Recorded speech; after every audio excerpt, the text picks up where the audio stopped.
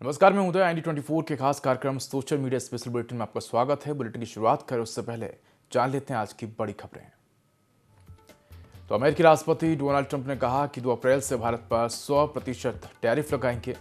इसके साथ ही योगी आदित्यनाथ ने कहा कि अबू आजमी को उत्तर प्रदेश बुलाइए, इलाज कर देंगे। ऑस्ट्रेलियाई क्रिकेटर स्मिथ का वनडे से संन्यास। चैंपियन ट्रॉफी 2025 में भारत ने जगह बनाई है। कन्नड़ एक्ट्रेस एयरपोर्ट पर 15 किलो सोने के साथ गिरफ्तार हुई है।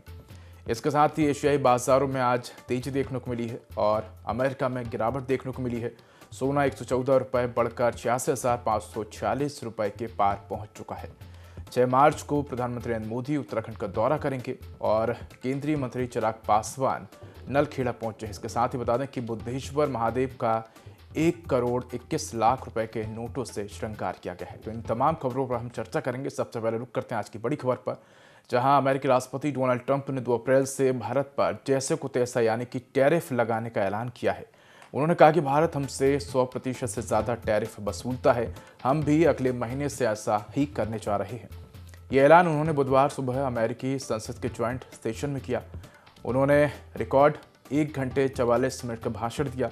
अपने पिछले कार्यकाल में उन्होंने सिर्फ 1 घंटे का भाषण दिया था। ट्रंप ने भाषण की शुरुआत अमेरिका इज बैक यानी कि अमेरिका का दौर लौट आया है से की। ट्रंप ने कहा कि उन्होंने 43 दिन में जो किया वे कई सरकारें अपने 4 या 8 साल के कार्यकाल में नहीं कर पाई हैं। तो अमेरिकी राष्ट्रपति डोनाल्ड ट्रंप ने भारत पर टैरिफ बढ़ाने की बात कही है और 100% टैरिफ लगाने की बात कही है। इसके साथ ही बता दें कि अमेरिका ने भारत के अलावा भी कई देश हैं जिन पर टैरिफ लगाने की बात कही है। तो चाइना, इसके साथ ही तमाम ऐसे देश हैं जिन पर टैरिफ लगाने की बात कही है और अमेरिकी राष्ट्रपति डोनाल्ड ट्रंप के जवाब में कई देशों ने भी अपनी तरफ से टैरिफ लगाने की बात कही है। तो चाइना ने भी जो अमेरिकी प्रोडक्ट हैं उन पर टैरिफ लगाने की बात कही है। तो अमेरिकी राष्ट्रपति डोनाल्ड ट्रंप ने कहा कि जो प्रोडक्ट उनके देश में नहीं बनते हैं, जो भारत से आते हैं या अन्य देशों से अमेरिका में आते हैं, उन पर टैरिफ लगाया जाएगा। और इसका सीधा कारण यही है कि वो चाहते हैं कि अमेरिका में जो दुनिया की तमाम कंपनियां हैं वो स्थापित हों और वहीं पर अपने प्रोडक्ट का निर्माण करें ताकि वहाँ के लोगों को रोजगार मिल सके। तो सीधा सा यही कहना है अमेरिकी राष्ट्रपति का कि जो भी कंपनियाँ अमेरिका में प्रोडक्ट बेच रही हैं और जिन कंपनियों की स्थापना अमेरिका में नहीं की गई है यानी कि बाहर से बेचने वाली जो कंपनियां हैं उन पर अब टैरिफ लगाने की तैयारी अमेरिकी राष्ट्रपति डोनाल्ड ट्रंप ने कर ली है। हालांकि अमेरिकी राष्ट्रपति डोनाल्ड ट्रंप के इस बयान का कई देशों ने निंदा की है और जवाब में कई देशों ने भी अमेरिकी प्रोडक्ट पर, अमेरिकी कंपनियों पर टैरिफ लगाने की बात कही है।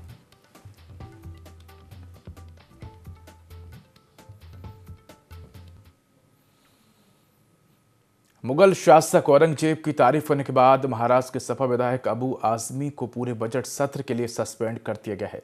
महाराष्ट्र का बजट सत्र 3 मार्च को शुरू हुआ और 26 मार्च को खत्म होगा। संसदीय कार्य मंत्री चंद्रकांत पाटिल ने संसद में एक प्रस्ताव पेश करते हुए कहा कि आजमी ने जो टिप्पणी की उससे सदन की प्रतिष्ठा को ठेस पहुंची है, जिसके कारण उनकी सदस्यता को बजट सत्र के लिए निलंबित करने का प्रस्ताव रखा गया था। प्रस्ताव को सदन में अध्यक्ष ने पारित कर दिया।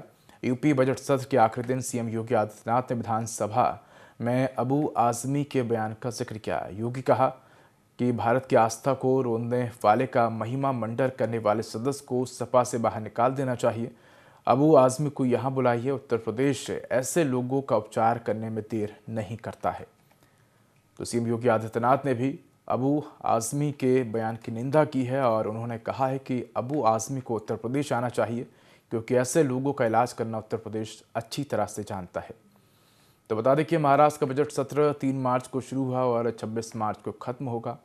इस दौरान संसदीय कार्य मंत्री चंद्रकांत पाटिल ने सदन में एक प्रस्ताव पेश करते हुए कहा कि आजमी ने जो टिप्पणी की उससे सदन की प्रतिष्ठा को ठेस पहुंची है, जिसके कारण उनकी सदस्यता को बजट सत्र के लिए निलंबित करने का प्रस्ताव रखा है। प्रस्ताव को सदन में अध्यक्ष ने पारित कर दिया है। इसके साथ ही उत्तर प्रदेश बजट सत्र के आखिरी दिन भी सीएम योगी आदित्यनाथ ने विधान परिसर में अबू आजमी के बयान की निंदा की और उन्होंने कहा कि भारत की आस्था को रोंदने वाले का महिमा मंडल करने वाले सदस्य को सपा से बाहर निकाल देना चाहिए और इसी बहाने उन्होंने सपा पर भी निशाना साधा। तो बता दें कि लगातार इस तरह की जो बयान हैं वो सामने आ रहे हैं और इस बयान की अब हर तरफ से निंदा भी देखने को मिल रही है। तो सीएम योगी आदित्यनाथ ने भी अबू आज़मी के बयान की निंदा की। उन्होंने कहा कि इस तरह की जो निंदा है, इस तरह की जो बयान है वो भारत के महिमा मंडल को कहीं न कहीं ठेस पहुंचाते हैं और इस तरह से औरंगजेब का महिमा मंडल करना ठीक नहीं है। तो जानिए आखिर पूरा विवाद क्या है, ये भी जान लेते हैं। दरअसल औरंगजेब ने कई मंदिर बनवाए, वे क्रूर शासक नहीं। 3 मार्च को आज़मी ने कहा था कि मैं गलत इतिहास दिखाया जा रहा है, औरंगजेब ने कई मंदिर बनवाए हैं, मैं उसे क्रूर शासक नहीं मानता। छत्रपति संभाजी महाराज और औरंगजेब के बीच धार्मिक नहीं बल्कि सत्ता और संपत्ति के लिए लड़ाई हुई थी। अगर कोई कहता है कि लड़ाई हिंदू और मुसलमान को लेकर थी तो मैं इस पर विश्वास नहीं करता। 4 मार्च 2025 को आज़मी ने कहा कि मेरे शब्दों को तोड़ मरोड़ कर दिखाया गया, लेकिन फिर भी मेरी बात से कोई आहत हुआ है तो मैं अपने शब्द, अपना स्टेटमेंट वापस देता हूं। मैंने वही कहा जो इतिहासकारों और लेखकों ने लिखा है। मैंने छत्रपति शिवाजी महाराज, संभाजी महाराज या अन्य किसी भी महापुरुष के बारे में कोई अपमानजनक टिप्पणी नहीं की है।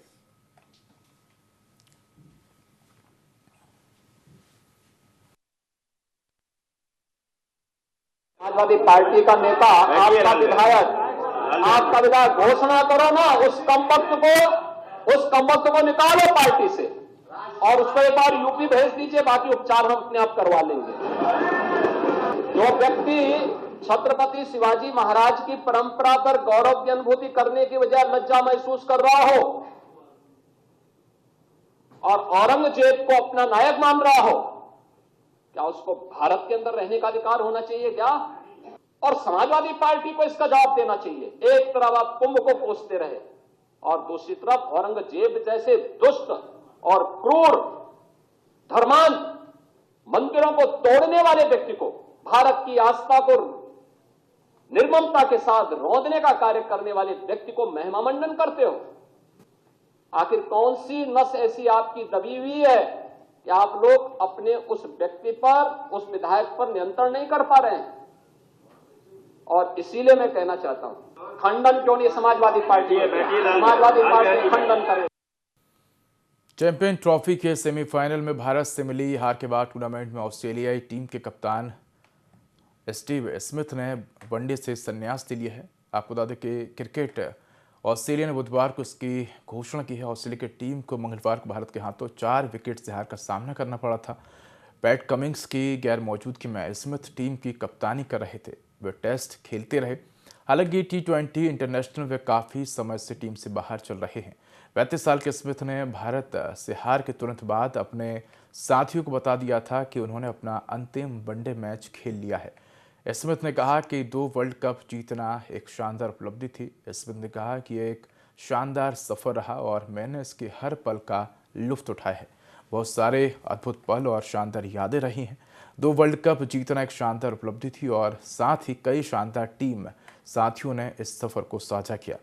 अब लोगों के लिए 2027 वर्ल्ड कप की तैयारी शुरू करने का एक शानदार अवसर है, इसलिए ऐसा लगता है कि संन्यास लेने का ये सही समय है।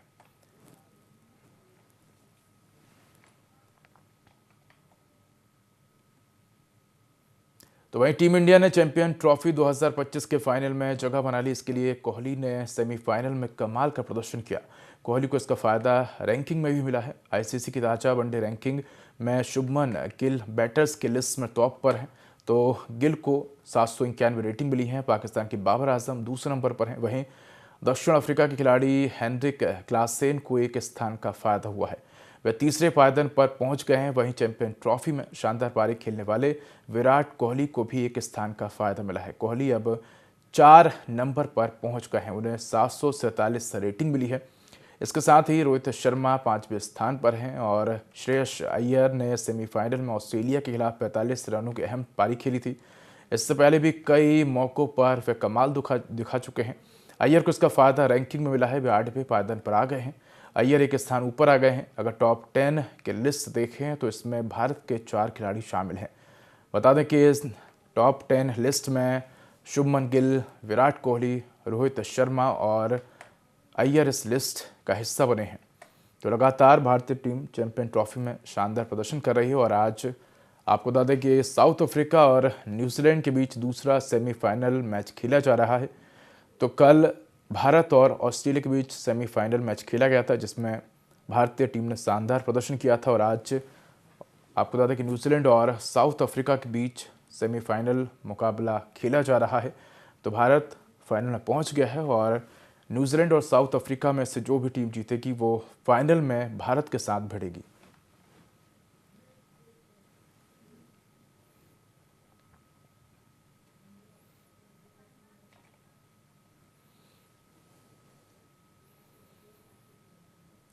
बेंगलुरु इंटरनेशनल एयरपोर्ट पर कन्नड़ एक्ट्रेस रान्या राव को 3 फरवरी को देर रात डायरेक्टर ऑफ रेवेन्यू इंटेलिजेंस यानी कि DRI ने 14.8 किलो सोने के साथ गिरफ्तार किया है। इसकी जानकारी बुधवार 5 मार्च को सामने आई। Ranya Karnataka police housing corporation के director general of police Ramachandra Rao की सौतेली बेटी हैं। उन्होंने कन्नड़ फिल्मों माणिक और पाटकी में काम किया है। कोर्ट ने उन्हें 14 दिनों की न्यायिक हिरासत में भेज दिया है। DRI अधिकारियों के मुताबिक रान्या राव दुबई से एमिरेट्स फ्लाइट के जरिए भारत लौटी थी। सुरक्षा एजेंसियां पहले से ही उनकी एक्टिविटी पर नजर रख रही थी, क्योंकि वे पिछले 15 दिनों में 4 बार दुबई जा चुकी थीं। DRI के दिल्ली टीम को पहले से ही रान्या के सोने की तस्करी में शामिल होने की जानकारी थी, इसलिए 3 मार्च को उनकी फ्लाइट के लैंड करने से 2 घंटे पहले ही अधिकारी एयरपोर्ट पर पहुंच गए थे।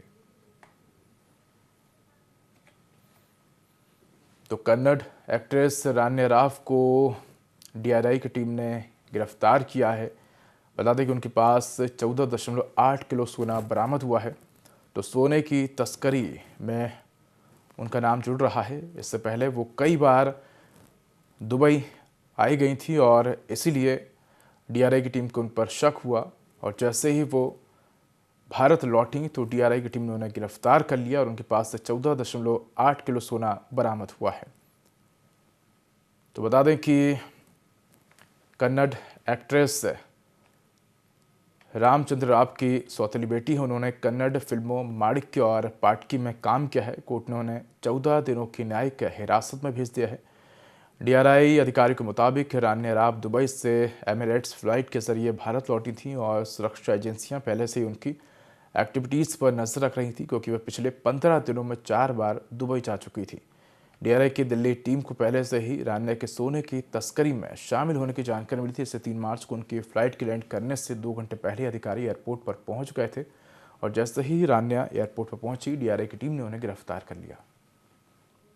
भारतीय शेयर बाजार में लगातार 10 दिनों की गिरावट के बाद 11वें दिन शानदार तेजी देखने को मिली है। अमेरिकी बाजार में तगड़ी गिरावट और भारतीय बाजारों में विदेशी निवेशकों की बिकवाली के बावजूद बुधवार को भारत में तेजी क्यों है, निवेशकों के जहन में ये सवाल होना लाजमी है। तो चलिए जानते हैं कि किस वजह से बाजार में बुल को बल मिल रहा है।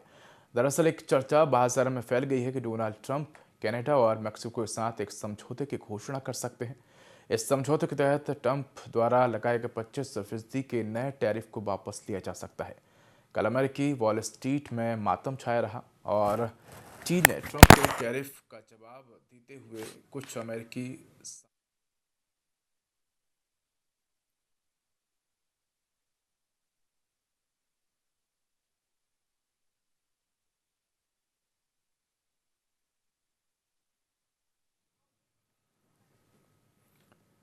तो बता दें कि चीन ने ट्रंप के टैरिफ का जवाब देते हुए कुछ अमेरिकी सामानों पर 15% अतिरिक्त शुल्क लगाया था। तेल की कीमतों में गिरावट ने भी बाजार को सहारा दिया। क्रूड ऑयल की कीमतें $70 प्रति बैरल के स्तर पर पहुंच गई, जो भारतीय अर्थव्यवस्था के लिए एक सकारात्मक संकेत है। सेंसेक्स 73,392.10 स्तर पर पहुंच गया। इसके साथ ही आपको बता दें कि निफ्टी में भी बढ़त देखने को मिली। निफ्टी करीब 83 अंक या 0.38% की वृद्धि के साथ 22,165.65 के स्तर पर पहुंच गया। तो बता दें कि सेंसेक्स की अगर बात करें तो 73,730.23 के स्तर पर आज बंद हुआ है और करीब 740.30% की तेजी देखने को मिली, यानी कि 1.01% की तेजी देखने को मिली। वहीं अगर निफ्टी 50 की बात करें तो निफ्टी 50 22,337.30 के स्तर पर आज बंद हुआ करीब 254.65% की अंकों की वृद्धि हुई, यानी कि 1.15% की उसमें वृद्धि देखने को मिली। इसके साथ अगर हम बात करें तमाम शेयरों की तो SBI आज 730.35 के स्तर पर बंद हुआ। टाटा मोटर्स 640.80 के स्तर बंद हुआ, करीब 21 रुपये की उसमें बढ़ोतरी देखने को मिली है। इसके साथ ही टाटा पावर की बात करें तो 351.40% की तेजी देखने को मिली है।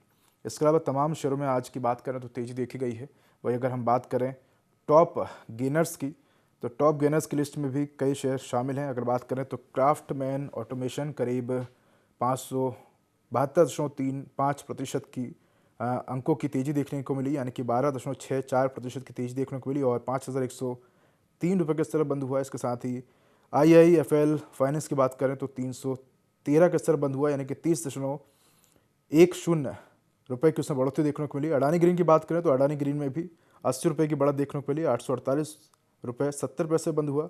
इसी साथ अडानी ट्रांसमिशन में बढ़ोतरी देखने को मिली। अगर टॉप लूजर्स की बात करें तो इसमें Anand Rathi, Go Digit, general insurance, BSC, Bajaj finance, Jyoti, CNC और शिपयार्ड फूड रहे। वही अगर हम वॉल्यूम की बात करें कि आज किस शेयर में ज़्यादा एक्टिव वॉल्यूम देखने को मिला तो क्राफ्टमैन, IIFL इसमें ज़्यादा वॉल्यूम देखने को मिला है। वहीं 52 वीक हाई की बात करें तो आज अवंती फीड्स 52 वीक हाई था और इसके साथ ही 52 वीक लो की बात करें तो ज़ियार इंफ्रा प्रोजेक्ट, बोच, MRF में 52 वीक लो देखने को मिला।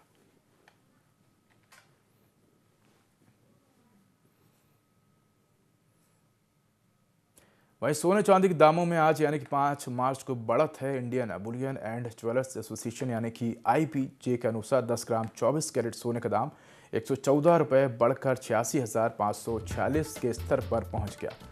मंगलवार को सोने के दाम 86,432 रुपये थे, 86,432 रुपये पर था। 19 फरवरी को गोल्ड ने 86,733 रुपये का ऑल टाइम हाई बनाया था। वहीं 1 किलो चांदी की कीमत आज 492 रुपये चढ़कर 95,785 रुपये प्रति किलो हो गई है। वहीं अगर कल की बात करें तो कल चांदी के भाव 95,293 रुपये किलो था। चांदी ने 23 अक्टूबर 2024 को अपना ऑल टाइम हाई बनाया था, तब ये 99,151 रुपये प्रति किलो तक पहुंच गई थी। तो इस साल अब तक 10,384 रुपये सोना महंगा हो चुका है और इस साल यानी कि 1 जनवरी से लेकर अब तक 10 ग्राम यानी करीब 24 कैरेट सोने का दाम 76,162 रुपये से 10,384 रुपये बढ़कर 86,546 रुपये पहुंच गया है। वहीं चांदी के भाव की बात करें तो 46,017 रुपये प्रति किलो से 9,768 रुपये बढ़कर 95,785 रुपये पर पहुंच गया है। वहीं पिछले साल यानी कि 2024 में सोना 12,810 रुपये महंगा हुआ था। तो लगातार सोने के दाम बढ़ते हुए नजर आ रहे हैं और जो लोग हैं वो अब सोने में इन्वेस्ट करते हुए नजर आ रहे हैं। तो निवेश के तौर पर सोने को सुरक्षित इन्वेस्टमेंट माना जाता है। लगातार सोने के भाव जो हैं वो बढ़ते हुए नजर आ रहे हैं। अगर हम ग्लोबली मार्केट में भी देखें तो लगातार सोने के दाम बढ़ते हुए नजर आ रहे हैं। तमाम जो देश हैं, तमाम जो रिजर्व बैंक के हैं वो सोना परचेस करती हुई नजर आ रही है। RBI की बात करें तो RBI ने भी लगातार सोना परचेस किया है और RBI के जो फॉरेक्स रिजर्व है उसमें भी गोल्ड में बढ़ोतरी देखने को मिली है। तो लगातार गोल्ड की कीमतों में उछाल देखने को मिल रहा है और ये माना जा रहा है कि इस साल सोना जो है वो अपने ऑल टाइम हाई पर भी पहुंच जाएगा।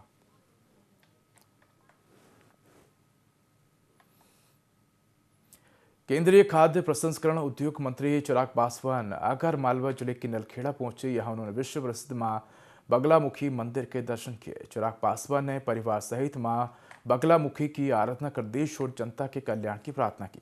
इसके बाद उन्होंने मंदिर के पास स्थित निजी आश्रम में एक विशेष हवन भी किया।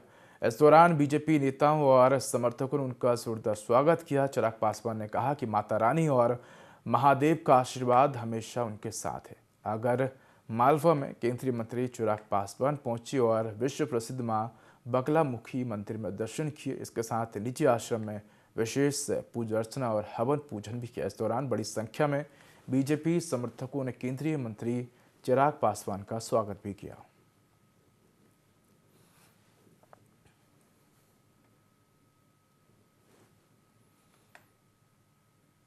एक और जहां प्रधानमंत्री नरेंद्र मोदी कल उत्तराखंड दौरे पर रहेंगे, तो वहीं प्रदेश भर से कई संगठनों के लोग ग्रीष्मकालीन राजधानी गैरसैंण में इकट्ठा होकर कई मुद्दों को लेकर अपना विरोध प्रकट करेंगे। मंत्री प्रेमचंद्र का सत्र के दौरान दिया गया बयान मूल निवास और भू कानून में संशोधन सहित कई मांगों को लेकर उत्तराखंडी मूल के लोग गैरसैंण में इकट्ठा होने जा रहे हैं और सरकार के खिलाफ अपना विरोध प्रदर्शन करेंगे। ऐसे में प्रशासन के लिए भी ये प्रदर्शन एक बड़ी चुनौती है। भाजपा की माने तो पूरा मामला प्रदेश नेतृत्व और केंद्रीय नेतृत्व के संज्ञान में है। प्रदेश की बेहतरीन और भलाई के लिए जो भी निर्णय होगा वह कुछ दिनों में सबके सामने आ जाएगा। तो कल प्रधानमंत्री नरेंद्र मोदी उत्तराखंड के दौरे पर रहेंगे और ऐसे में उत्तराखंड के लोग तमाम मांगों को लेकर प्रदर्शन भी करेंगे। तो प्रदेश भर के कई संगठनों के लोग ग्रीष्मकालीन राजधानी गैरसैंण में इकट्ठा होकर कई मुद्दों को लेकर अपना विरोध प्रकट करेंगे। मंत्री प्रेमचंद्र का कहना है कि मूल निवास और भू कानून में संशोधन सहित कई मांगों को लेकर उत्तराखंडी मूल के लोग गैरसैंण में इकट्ठा होने जा रहे हैं और सरकार के खिलाफ विरोध प्रदर्शन करेंगे। हालांकि सरकार को इस बारे में पहले से ही संज्ञान में है।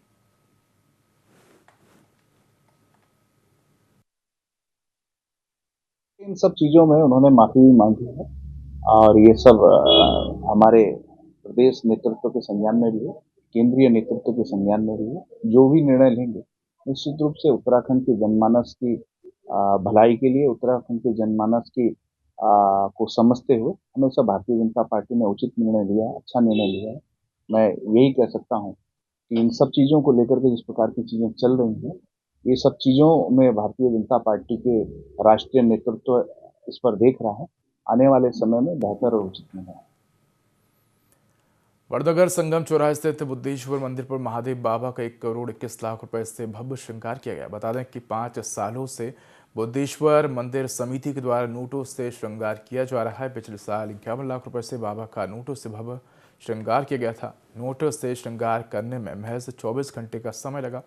22 कार्यकर्ताओं की टीम ने श्रृंगार संपन्न किया। बता दें कि बुद्धेश्वर मंदिर पर शिवरात्रि के एक दिन पहले से मेले का भी आयोजन होता है और जो कि 15 दिन तक चलता है। तो महादेव मंदिर में बाबा का भव्य श्रृंगार किया गया है नोटों से, और नोटों से श्रृंगार करने में 24 घंटे का समय लगा। तो ये तस्वीरें आप देख सकते हैं कि हर तरफ नोट ही नोट बिछाए गए हैं और नोटों से बाबा का श्रृंगार किया है। तो 1 करोड़ 21 लाख रुपए के नोटों से बाबा का भव्य श्रृंगार किया है। बता दें कि 5 सालों से बुद्धेश्वर मंदिर समिति के द्वारा नोटों से श्रृंगार किया जा रहा है। पिछले साल 51 लाख रुपए से बाबा का नोटों से भव्य श्रृंगार किया गया था और इस साल यह आंकड़ा बढ़ गया है।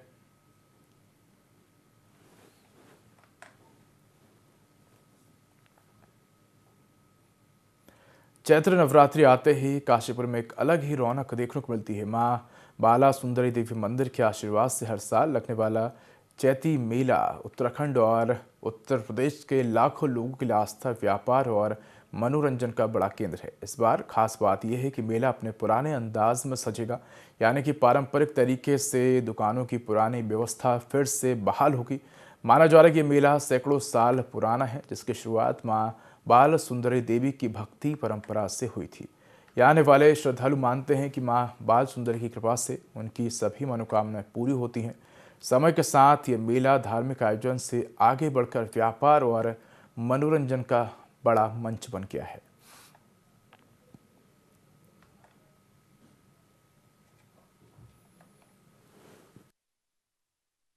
चैती मेले का इस वर्ष का जो आयोजन है 2025 का, ये 30 मार्च से लेके 27 अप्रैल तक रहेगा। इसमें जिलाधिकारी महोदय की अध्यक्षता में जो बैठक होती है वो हो गई है।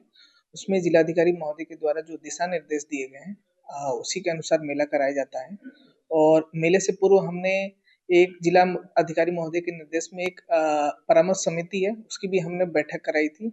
बैठक में जो हमें सुझाव प्राप्त हुए थे वो सारे सुझाव हमने जिलाधिकारी महोदय की बैठक में रखा था और उसमें से सारे सुझाव को उनका परीक्षण किया गया। परीक्षण करने के बाद एक जो हमारे पूरे चैती मेले का नक्शा है उसमें एक संशोधन भी किया जा रहा है, क्योंकि पुराने नक्शे में बहुत सारी ऐसी चीजें थी, दर्शाई गई थी जो मौके पे नहीं थी। तो फिलहाल इस बुलेटिन में इतना ही। खबरों का अधिक अपडेट के लिए देखते रहिए IND24। नमस्कार।